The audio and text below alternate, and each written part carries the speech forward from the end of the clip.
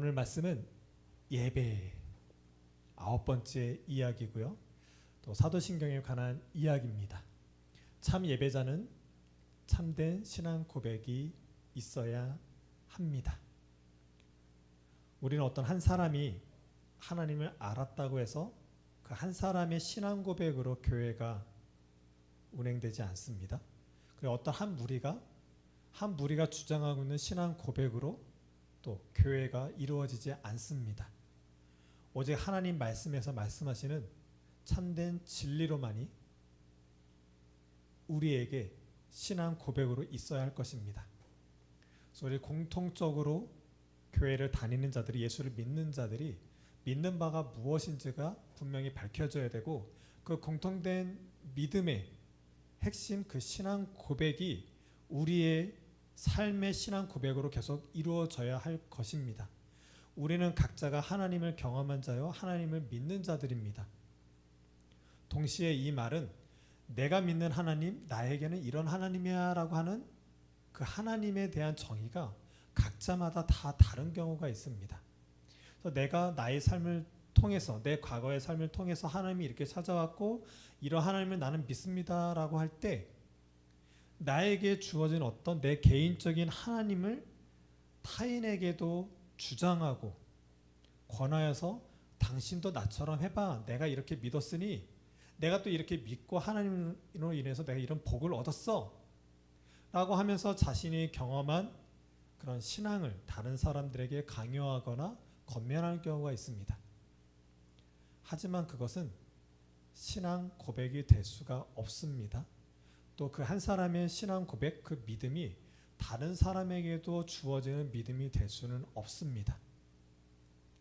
우리는 믿음의 근거를 오직 성경에서만 봐야 되고요, 성경에서 말하고 있는 신앙 고백만을 우리의 신앙 고백으로 삼아야 할 것입니다.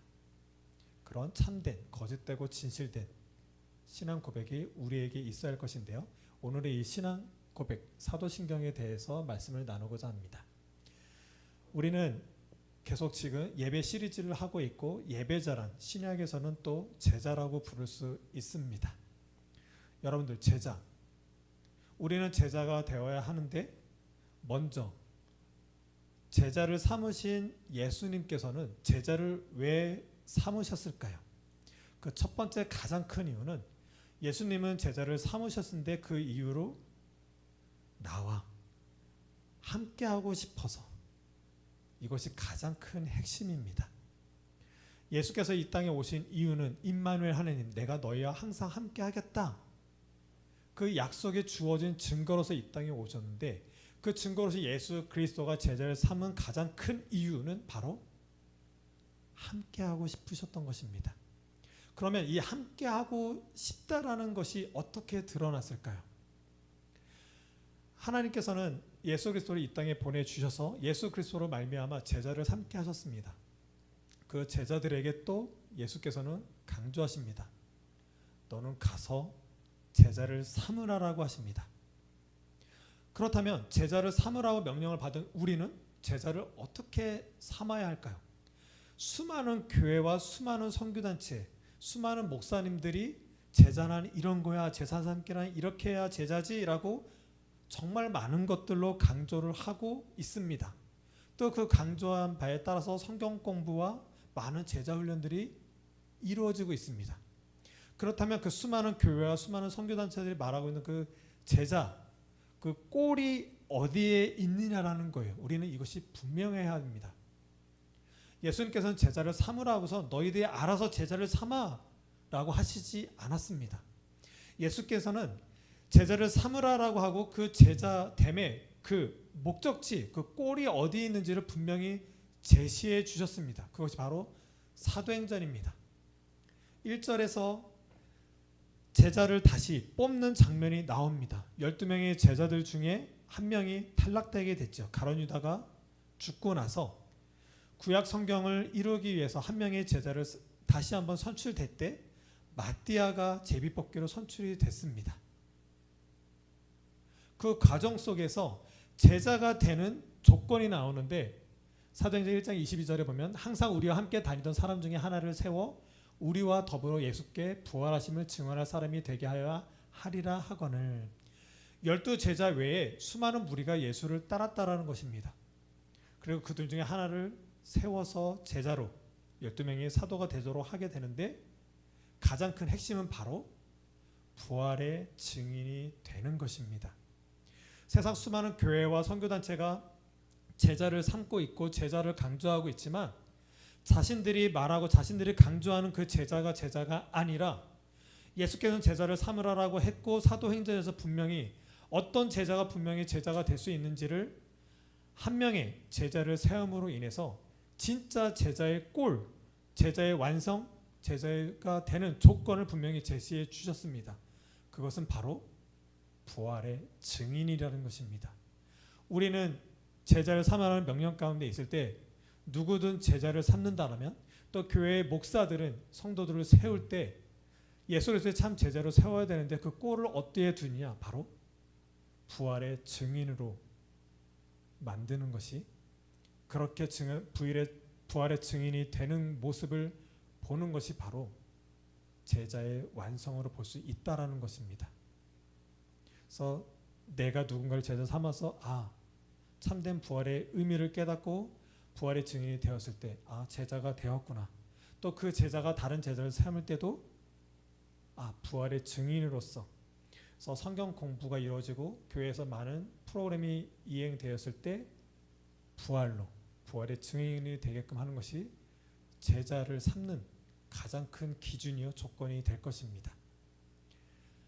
이렇게 참 제자로 부활의 증인이 된 자들이 바로 예배자라는 것이고, 이 신앙 고백의 핵심인 이 부활이 사도신경의 가장 큰 핵심이 됩니다.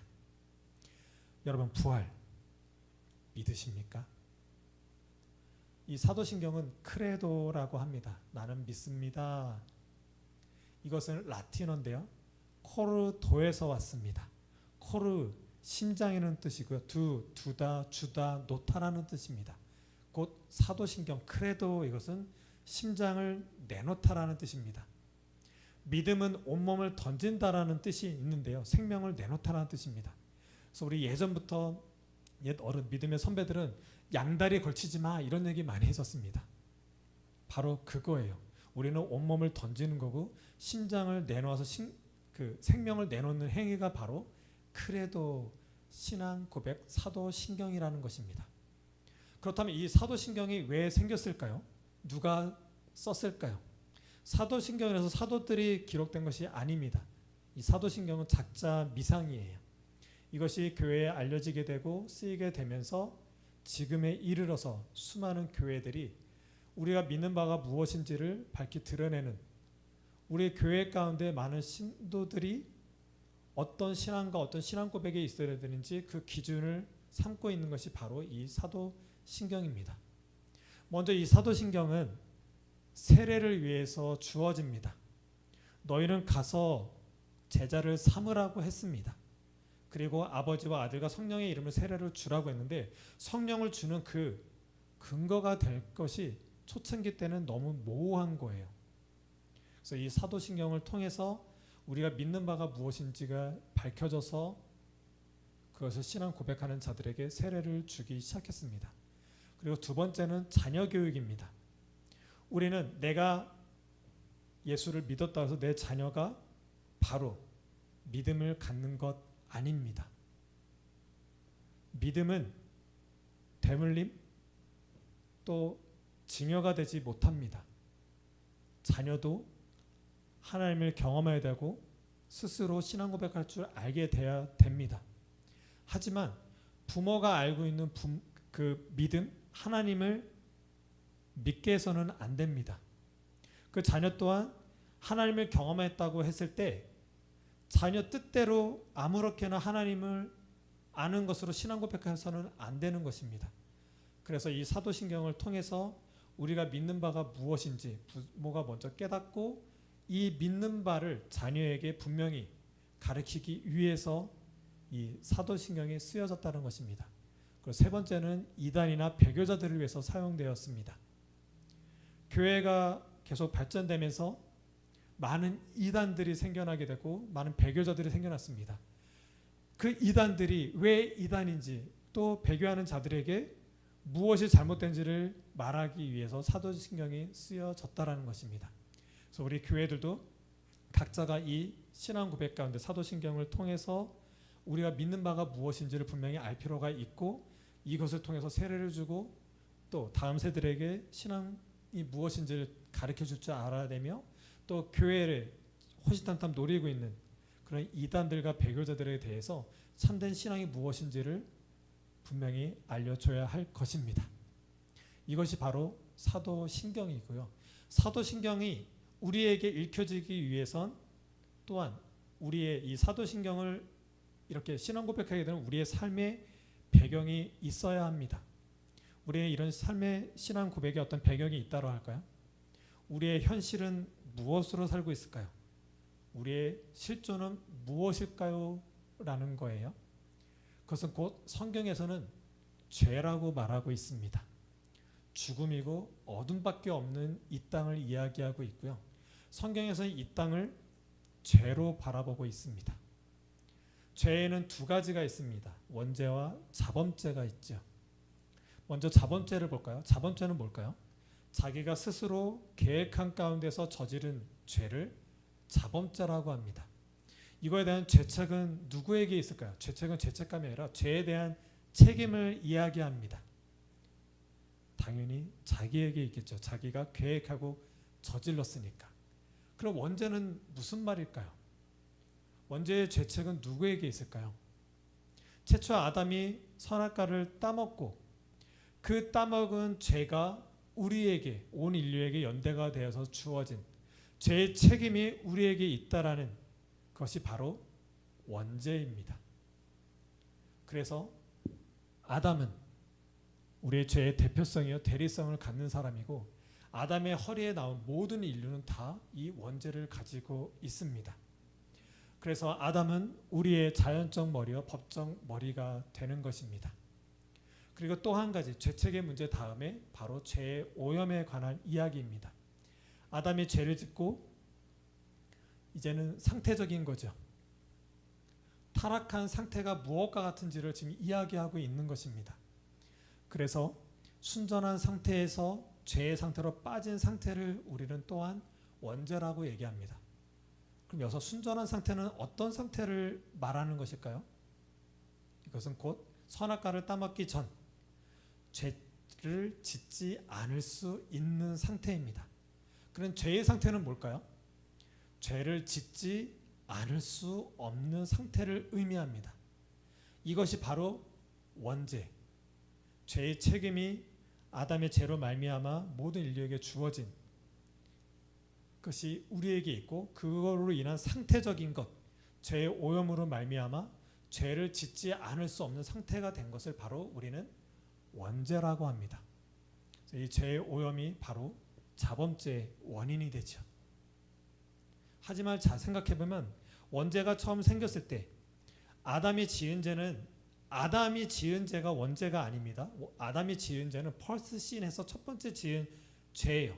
모든 인류에는 다 죄를 짓게끔 되어 있는데 그 대표성을 지은 것이 바로 아담인 것입니다. 그리고 아담이 처음 지은 죄는 그냥 바로 원죄일까요? 자범죄일까요? 자범죄는 아까 말씀드릴 때 자기가 스스로 계획한 죄라고 말씀을 드렸습니다. 아담과 하와가 지은 죄는 자범죄일까요? 아닐까요? 자범죄죠. 하나님 보시기에만 살아면 되는 그들이 보암짓도 먹음직스러워서 자신들의 계획한 가운데 죄를 저질렀습니다. 자범죄가 자범죄를 낳게 됐지요. 여기까지가 제가 이제 신대원 다닐 때 김병훈 교수님이 가르쳐 주셨던 그 내용이고, 우리 또 조직신학 교수님 중에 이승구 교수님이라고 계셨습니다. 그분은 또 이렇게 표현하세요. A팀과 B팀이 있어요. 우리 체육대회 때 이런 거 많이 하죠. 점심시간에 잠깐 쉴 때 A팀 대표와 B팀 대표가 가위바위보를 해서 진 팀이 아이스크림 쏩시다 이렇게 된 거예요.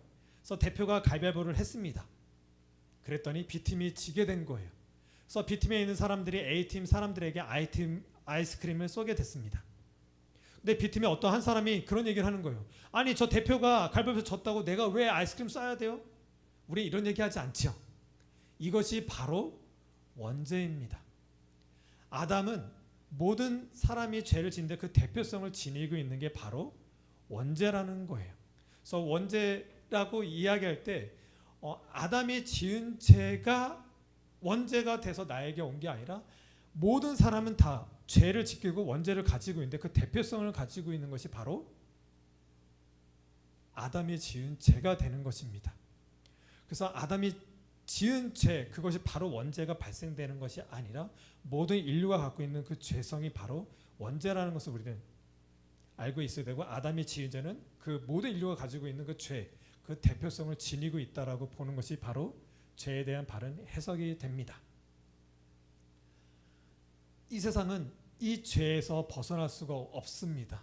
이미 죄로 말미암아 우리는 어둠과 죽음 가운데 내몰리게 된 거죠. 모든 인류는 이곳에서 자유할 수가 없습니다. 곧 멸망과 심판을 당할 수밖에 없고요. 이 심판은 곧 죽음입니다. 이 죽음은 영원한 죽음이고요.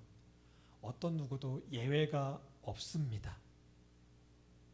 이때에 예외이신 예수 그리스도가 이 죽음과 어둠, 죄악된 인간의 삶에 들어와 주신 것입니다.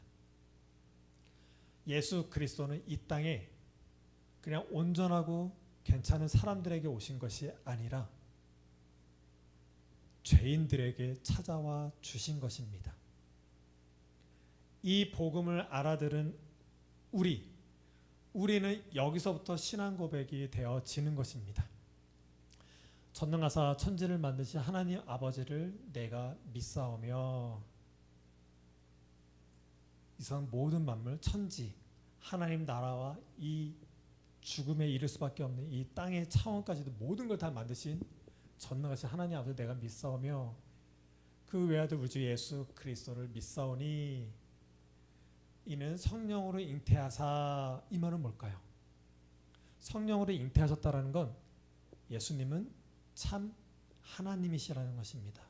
신성을 갖고 계시다라는 거예요. 그리고 동정녀 마리아에게서 나시고 예수님은 참 인간이라는 것입니다.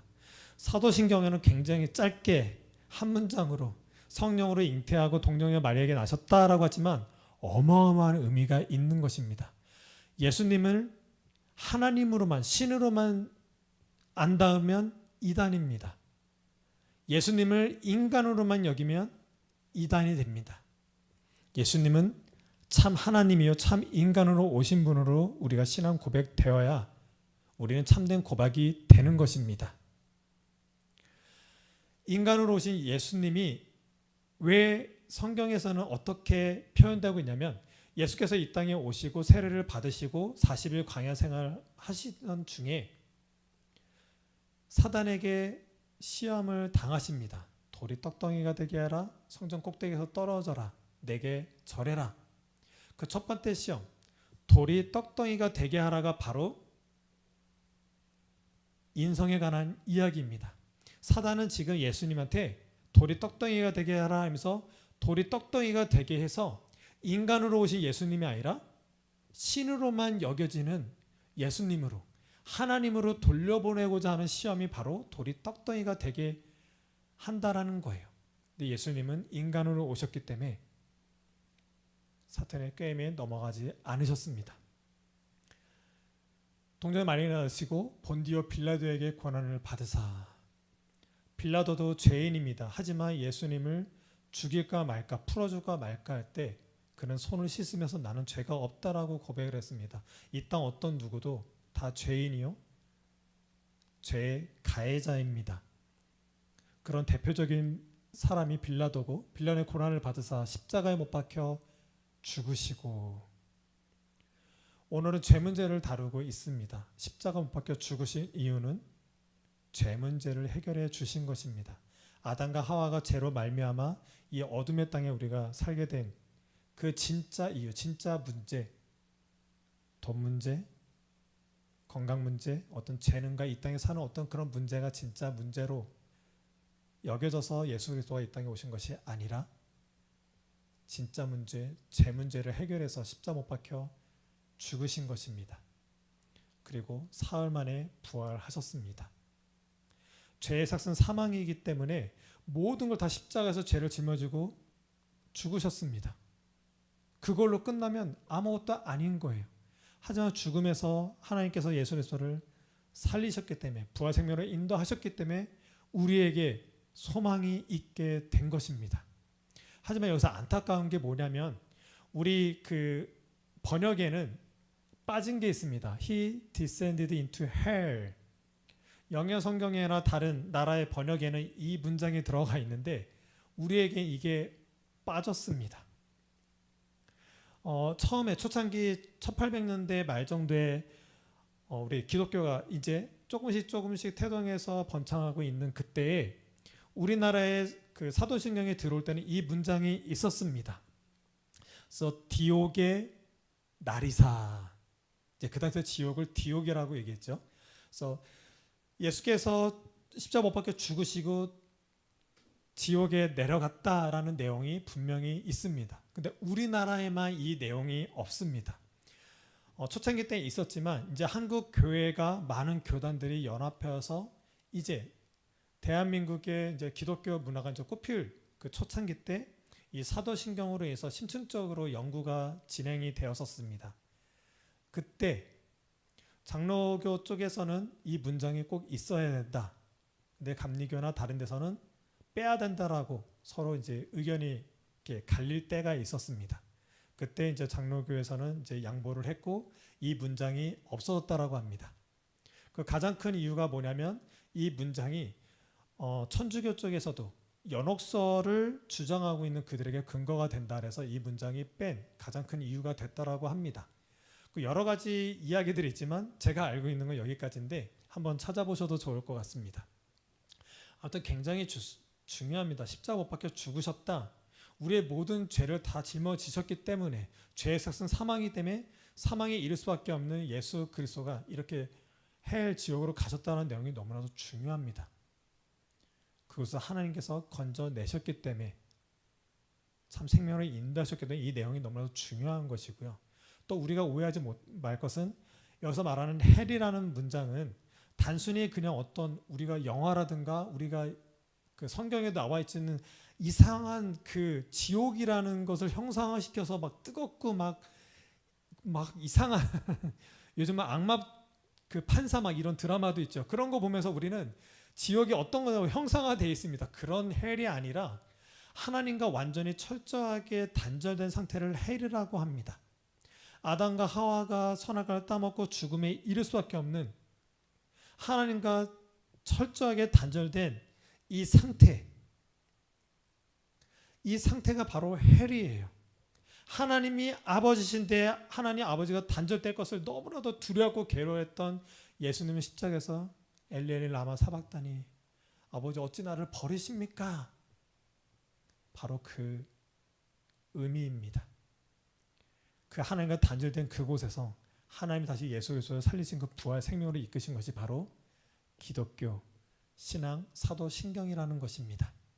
그렇다면 이 죄악 가운데 이 어둠과 죽음 가운데 있는 우리를 살리신 하나님, 그 하나님이 도대체 누구이기에 우리를 구원해 주실 수 있느냐라는 거예요. 구원하신 하나님이 도대체 누구이기에 우리로 죄 문제를 해결해 주시고 죽음이 없는 영원한 생명 가운데 우리를 인도할 수 있느냐라는 거예요. 도대체 하나님이 누구시기에. 우린 복음편에서 이 내용을 봤지요. 우리 로마서 4장 17절 우리 다 함께 읽겠습니다. 시작. 기록된 바 내가 너를 많은 민족의 조상으로 세웠다는 것 같으니 그가 믿은 바 하나님은 죽은 자를 살리시며 없는 것을 있는 것으로 부르시는 이시니라. 성경에서 가장 매력적인 말은 살아계신. 하나님은 살아계시면서 살려내시는 분이시라는 것입니다. 살아계시면서 살려내시는 분이시기 때문에 우리로 구원을 가능케 하신 것입니다. 또 우리 두 번째 고린도전서 15장 45절 또 읽겠습니다. 시작. 기록된 바 첫사람 아담은 생명이 되었다함과 같이 마지막 아담은 살려주는 영이 되었나니. 예수님이 살아 계시면서 살려내시는 분이시기에 우리를 구원으로 이끌 수 있게 된 것입니다. 마지막으로 고린도서 3장 6절입니다. 그가 또한 우리를 새 언약의 일꾼 되게 만족하게 하셨으니 율법 조문으로 하지 아니하고 오직 영으로 함이니 율법 조문은 죽이는 것이요 영은 살리는 것이니라. 오직 삼위일체 하나님만이 살아 계시면서 살려내시는 분이십니다. 다시 말하면 오직 삼위일체 하나님만이 죄가 없으신 분이십니다. 그래서 우리는 주기도문하면서 하늘에 계신 우리 아버지여 이름이 거룩히 여김을 받으시오며 그 거룩함의 존재인 삼위일체 하나님만이 우리를 살려낼 수 있다라는 것입니다. 그래서 사도신경에 전능하사 천지를 만드신 하나님 아버지를 내가 믿사오며 그 외에도 우리 주 예수 그리스도를 믿사오며 성령을 믿사오며.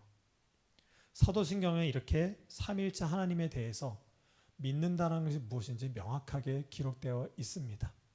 우리는 예수를 믿는다라고 할 때 그냥 단순히 예수 한 분만 믿는 것이 아니라 이 사도신경을 통해서 또 이렇게 예배 때 사도신경을 우리가 외우고 우리의 신앙 고백을 하는 이유는 바로 삼위일체 하나님께 한다라는 것입니다. 이것이 분명히 우리들 가운데 있어야 하고 참된 신앙 고백이 이렇게 이루어져야 합니다. 그래서 오늘 주제는 사도신경은 참 예배자에게는 참된 신앙 고백이 있습니다라는 주제로 하고 있는데요. 오늘 말씀 갈라디아서 2장 20절을 가지고 왔습니다. 이 땅을 사는 신앙인들에게 제 개인적으로는 가장 신앙 고백에 또 신앙 고백적 삶을 사는 그 한 절을 이야기하자면 저는 이 본문을 꼽는데요. 한번 볼까요? 내가 그리스도와 함께 십자가에 못 박혔나니. 이제 눈으로 들어오십니까? 내가 그리스도와 함께. 나는 죄인일 수밖에 없지만 나의 어떤 노력으로도 이 세상 어떤 피조물도 나를 구원할 수 없을 때, 이 죄인됨을 해결할 수 없을 때 그리스도가 십자가 못 박혔으므로 그것을 믿고 십자가에 못 박혔나니 그런즉 이제는 내가 사는 것이 아니요 내가 죄악 가운데 있지만 예수 그리스도의 십자가로 말미암아 죄 용서를 받은 나는 내가 사는 것이 아니요 이젠 내가 나의 죄인됨으로 사는 것이 아니라 내 안에 그리스도께서 사신 것이라. 나를 위해서 죄 문제를 해결해 주시고 저 영원한 나라를 소망케 하신 예수 그리스도로 사는 것이라. 이제 내가 육체 가운데 사는 것은 내가 이제는 이 땅, 죄악과 죽음과 어둠밖에 없는 이 땅, 이 육체 가운데 사는 것은 나를 사랑하사 나를 구원하신 이유 아무리 생각해도 사랑밖에는 없습니다. 아담과 하와를 만드시고 선악과를 두신 이유 바로 사랑이었죠. 우리를 로봇으로 만들지 않았다. 내가 너를 사랑한 것처럼 너도 너의 의지를 나에게 사랑으로 주길 원해. 그 사랑의 관계. 하지만 선악과로 인해서 사랑에서 분리된 인간이 하나님께 사랑으로 갈 수 없을 때 예수 그리스도의 사랑으로 우리를 구원받고 그 사랑을 다시 그리스도로 사랑으로 알게 되고 그 사랑을 하나님께 드리는 모습으로. 그래서 나를 사랑하사 나를 위하여 자기 자신을 버리신 하나님의 아들을 믿는 믿음 안에서 사는 것이라. 이 문장이 오늘 사도신경과 함께 깊이 내용이 있다라고 봅니다. 여러분, 우리는 죄인입니다. 죄인은 구원을 받아야 합니다. 구원시킬 수 있는 존재는 삼위일체 하나님밖에는 없습니다. 왜냐하면 삼위일체 하나님만이 살려내시는 분이시기 때문에 그렇습니다. 이것은 곧 우리는 이 땅에 살 때 저 네모칸을 볼까요? 제가 이제 가끔 얘기하지만 비유를 말씀드릴 때 하는 얘기가 우리는 다 수족관에 있습니다. 이 죄악된 삶은 바로 수족관 아쿠아리움입니다. 우리는 정어리일 수밖에 없고 아주 나약한 남들에게 먹힐 수밖에 없는 송사리에 불과합니다. 저 세상에는 상어들이 살아요. 그리고 저 높이에는 어느 누구도 넘보지 못할 고래들이 살고 있습니다. 우리는 저 상어들에게 위협을 당하거나 저 고래처럼 되고 싶어서 이 땅을 살아갈 때 주님 제게 돈을 주세요. 무엇을 주세요. 이 땅에 뭔가 살만한 것들 꿈과 비전 주세요라고 우리는 그렇게 많이 기도합니다. 저 상어들이 위협당하지 않게끔 저한테 힘을 주세요. 저 고래처럼 어떤 누구도 업신여기지 못할 만큼 그런 위대한 사람이 되게 해주세요라고 우리는 이렇게 기도하고 있습니다. 하지만 그 아쿠아리움이 있는 정어리나 상어나 고래나 물 속에 있어요. 물이라는 그 힘의 논리에 벗어나면 다 죽습니다. 정어리나 송사리나 저 고래나 다 물 속에 있어요. 물에서 살 수밖에 없어요. 곧 우리 사람도 연약하고 힘들고 괴롭지만 우리를 압박하고 힘들게 하는 세상에 어떤 힘센 것들이 있지만 또 세상에 어떤 누구도 넘보지 못할 어마어마한 사람들이 있지만 다 물 같은 힘의 논리와 같은 그 죄 가운데 살아요. 그 죄를 벗어날 수 있는 사람은 어떤 누구도 없습니다. 그 힘의 논리, 죄의 힘의 논리에서 벗어나고 자유케 하신 분이 바로 예수 그리스도예요. 그 물이라는 힘의 논리, 그 죄라는 힘의 논리 가운데 첨벙하고 들어오신 분이 바로 예수 그리스도라는 거예요. 그분만이 진리가 되는 거고 그분만이 이 물 밖에 이 죄라는 힘의 논리를 벗어나 있는 저 하나님 나라를 아시는 분이시기 때문에 그분이 길이 된다는 것입니다. 죄가 없으신 분이 이 땅에 오셔서 이 힘의 논리, 물 밖에 나가면 죽을 수밖에 없는 이 죄로 죽을 수밖에 없는 우리에게 찾아와 주셔서 참된 생명이 되어 주셨습니다. 예수께서 우리에게 주신 이 말씀은 철학이 아니에요. 말씀을 깨닫고 자각하는 용도로 쓰이는 것이 성경책이 아닙니다. 말씀으로서 예수 그리스도는 그 자체가 바로 진리라는 거예요.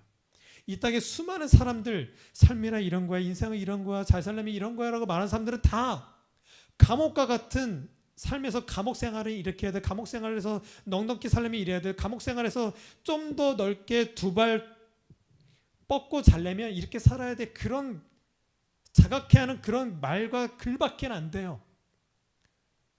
우리는 그 감옥을 벗어나야 진짜 생명이지, 그 감옥 생활을 어떻게 잘 살아야 되지, 어떤 그런 철학과 같은 어떤 뭔가 책을 써서 아니면 누군가 멋진 말을 해서 살게끔 하는 그런 걸로 우리는 성경 말씀을 삼지 않습니다. 예수님은 그냥 진리세요.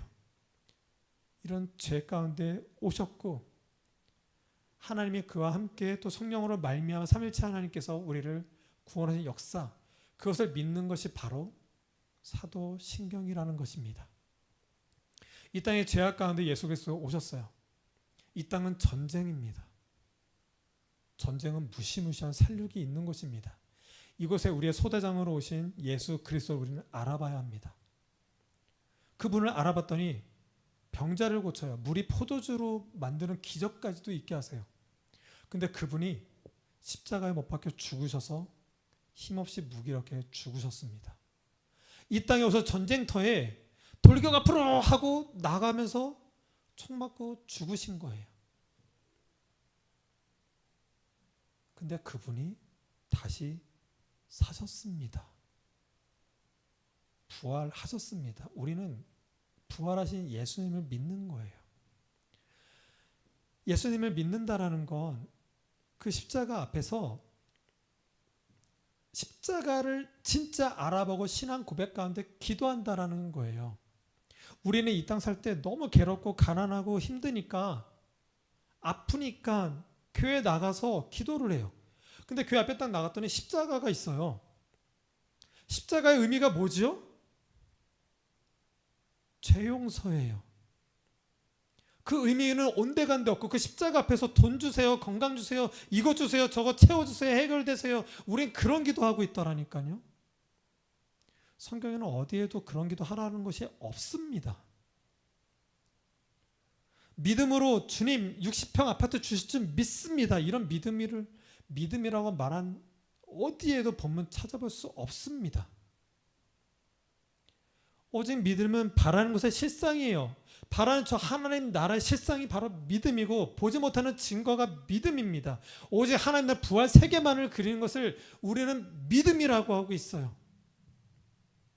믿음의 기도는 이것이고 먼저 그 나라와 의를 구하는 것이 우리의 기도인 것입니다.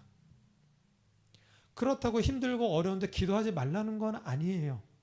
주님 가난하고 힘들고 어렵고 우리 자녀 문제 때문에 노후 문제 때문에 기도하는 것 당연해요. 우린 연약하니까 전능하신 하나님 앞에 기도하는 것 너무나도 중요합니다. 하지만 우리는 구분할 줄 알아야 돼요.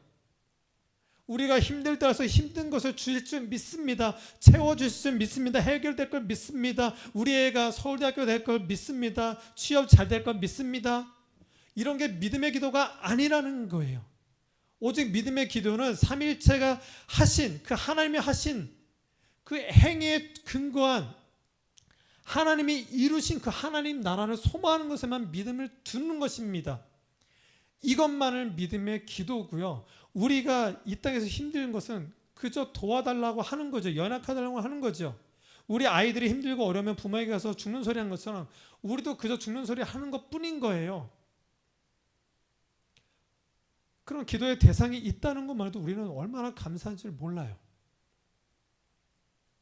우리는 믿음이 분명해야 됩니다. 사도신경으로 우리의 믿음이 어디에 있는지 분명히 알아서 참된 믿음으로 나아가고 교회 안에서도 먼저 그 나라 의를 구하면서 우리가 예배를 끝나면 기도 제목을 나누면 그 기도 제목을 나누면서 힘들고 어려운 상황 가운데서도 주를 놓지 않고 주를 온전히 신앙 고백하고 믿음 가운데서 예배할 만한 충분한 이유요 근거가 조건이 그들에게 분명히 세워져서 언제든 무엇에서든 지지 아니하고 예배자로 설 수 있게끔 하는 것, 이것이 바로 목회자의 기도가 되는 것이죠.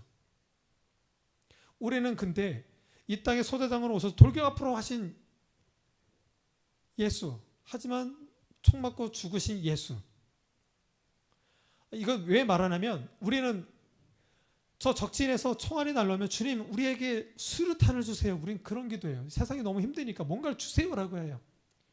또 수류탄이 있는데 누가 막 폭탄이 날려오는 거예요. 주님 저에게 미사일을 주세요. 저에게 핵폭탄을 주세요. 우린 이렇게 기도하고 있더라니까요. 예수는 오셔서 총알에 맞아 죽으셨지만 부활하셨어요. 부활하신 예수 앞에 폭탄이 떨어져 미사일이 오도 핵폭탄이 떨어져 무슨 소용이 있어요. 다시 사셨는데 우리는 이 신앙을 믿는 사람들인 거예요.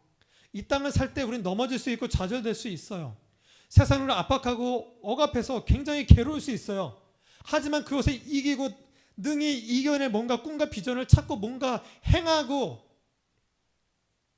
하나님을 도구 삼아서 이 땅에 뭔가 우리 드러날 수 영향이 있는 사람이 되어서 이 땅을 하나님이 알리는 자가 될게요. 이런 식으로 나가는 것이 우리의 믿음이 아니라는 거예요. 우리는 우리가 그분을 통해서 뭔가 되거나 뭘 이루는 것이 아니라 우리를 위해서 오신 예수 그리스도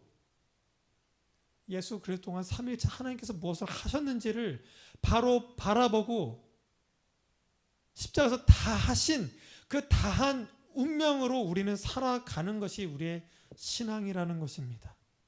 이것이 흐트러지면 안 됩니다. 이것에서 바로 세워져야 되고 이것이 경고에 서서 우리의 믿음 생활이 되어져야 합니다. 그래야 매주 나와서 예배를 할 때 예배 중에 있는 신앙 고백으로 사도신경을 하나님께 올려드릴 때 그것이 참된 예배로 하나님께 올려지게 될 것입니다.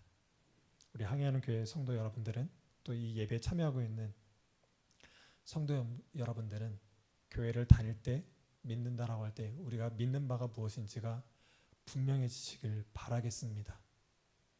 세상에 무엇을 낳고자 세상에 뭔가 영향을 미치는 것으로 신앙이요 믿음으로 삼지 않길 바라겠습니다. 우린 다 죄 아래 있고 무능합니다. 우리를 건져낼 수 있는 건 삼위일체 하나님의 살려내시는 역사 밖에는 없습니다. 그 신앙 고백 가운데 넉넉히 살아가시길 바라겠습니다. 기도하시겠습니다.